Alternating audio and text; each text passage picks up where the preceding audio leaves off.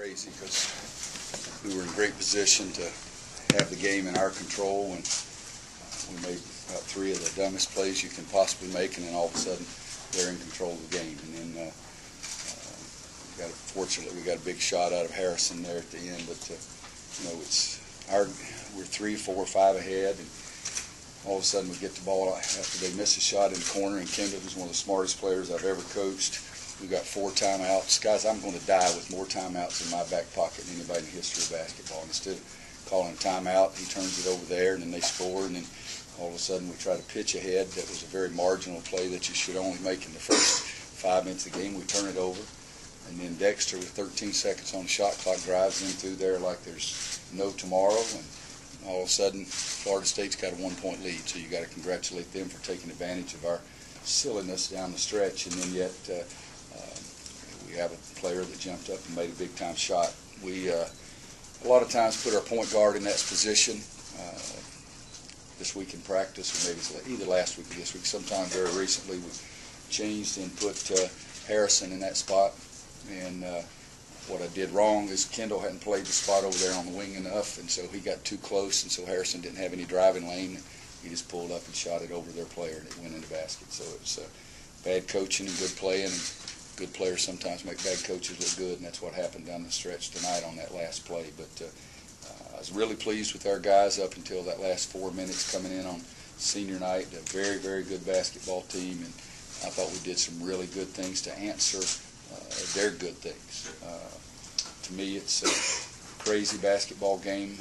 If you guys remember 2 years ago we came here, we won on the last second. The score was tied, I think, and Ty Lawson makes one from about 30 feet. We play them in the ACC tournament.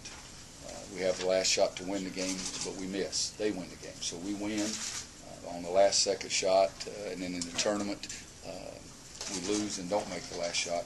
We win the national championship that year, and those 2 teams were that close together both times. And I'm trying to sit here and remember what Florida State did in '09, but I know one thing: we won the national championship, and we were lucky as all get out to beat them here, and didn't beat them the other time we played. Leonard's done a great job with his team, and their big guys really worked on us, I thought, inside more down the stretch tonight than I expected they would do. But they shoot 48%, we shoot 47%. We did a nice job on the backboards. We had 39 to 28 there, but we've got to play more intelligently down the stretch, because we certainly gave them some opportunities, and they took great advantage of it. Questions? This is the 4th or 5th either go-ahead or game winner that Harrison has now hit this year. And we keep asking this question, but does it surprise you that he's able to do this over and over and over again?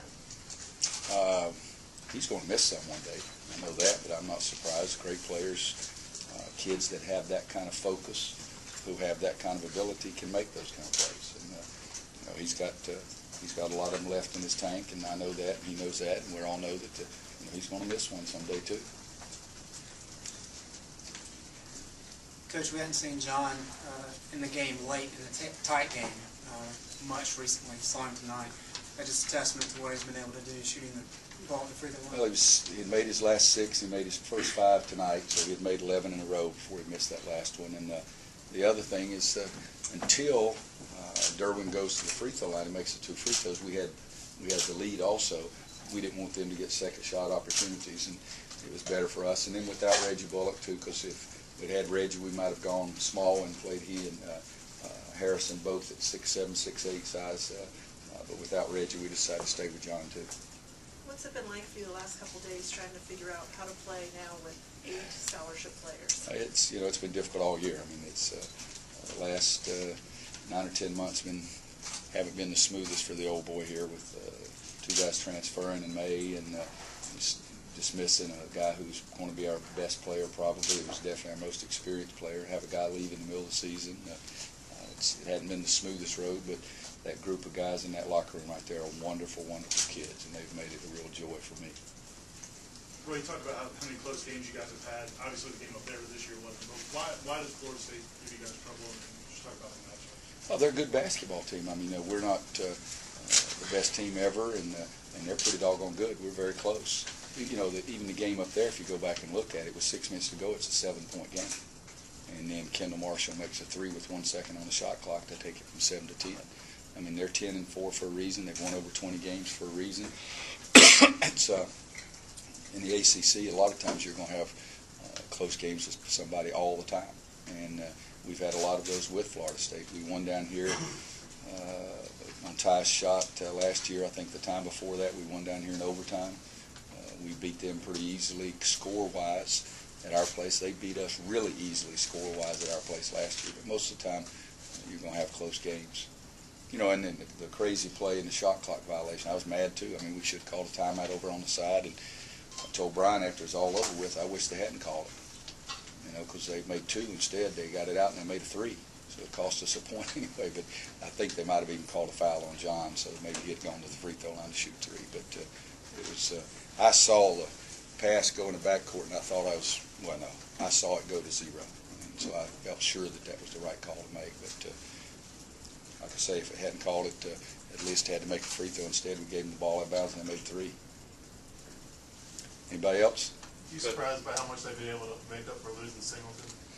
You know, it's a little bit like our club. We lost Larry Drew, was a very good player for us. It was a great job defensively, and all those guys banded together.